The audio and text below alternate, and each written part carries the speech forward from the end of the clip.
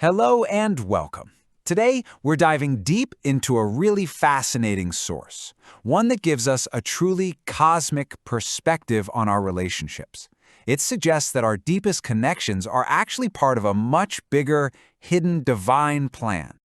So let's just start with the big one, right? The question we've all asked ourselves a million times. Why are relationships so hard?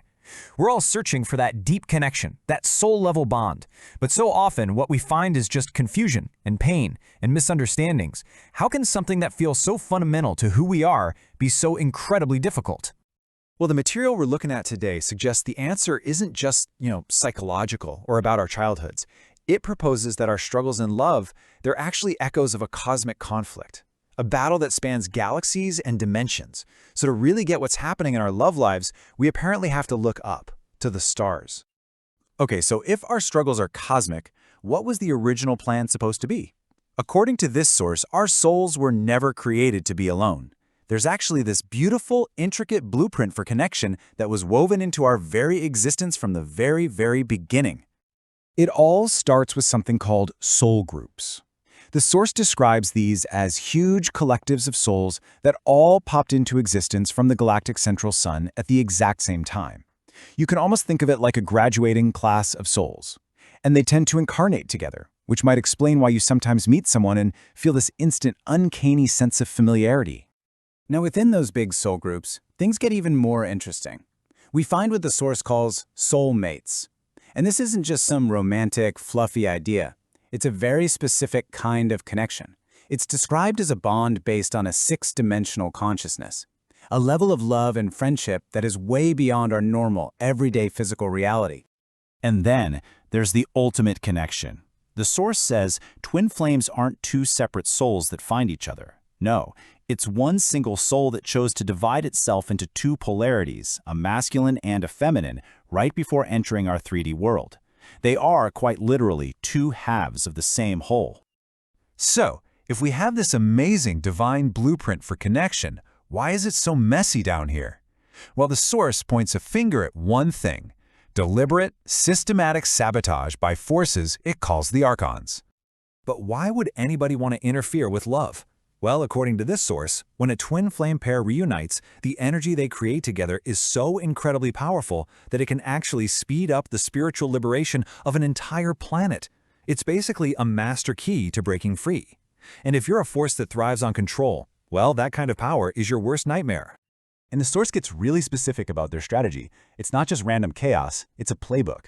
They stir up drama, they inject jealousy and possessiveness. It even talks about using technology, like scalar fields, to create energetic walls to keep people apart. But look at this last one. It's the most targeted tactic of all, programming men to become emotionally passive and women to become physically passive. It's designed to directly short-circuit that natural, energetic pole between the two polarities. So, how does all this cosmic drama actually play out here on Earth?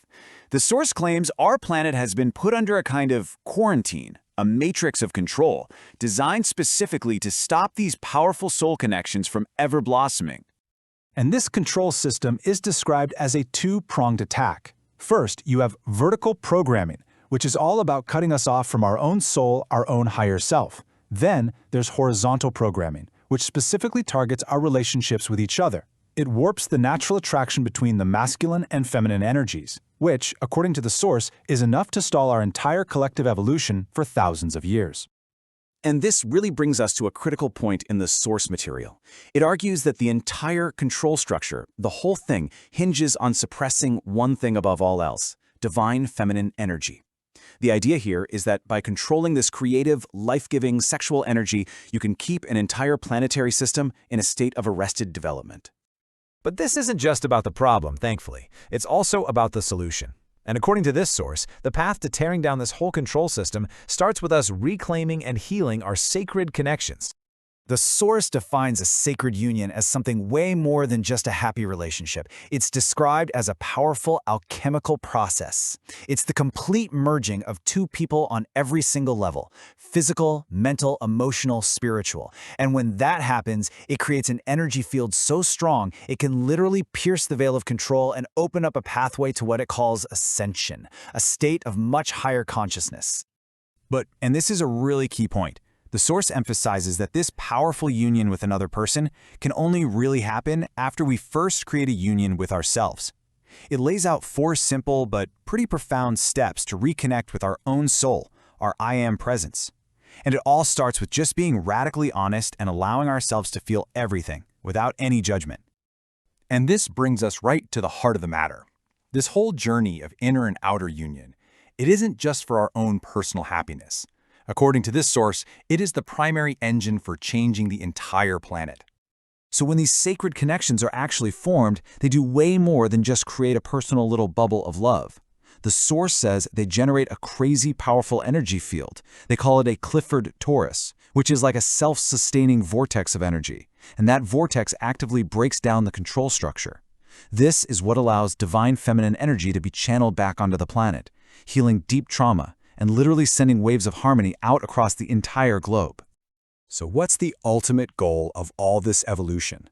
The source suggests something the forces of control could never even comprehend, the complete embodiment of this life-giving goddess energy, leading to something as incredible as physical immortality. The whole point isn't to escape the physical world, but to completely transform it, to spiritualize it. So we're left with this really powerful question. The source we've explored today completely reframes our most personal struggles and our greatest joys. It suggests that our search for love, for that real, true, deep soul connection, it isn't selfish and it isn't small. It might just be the most important work any of us can possibly do.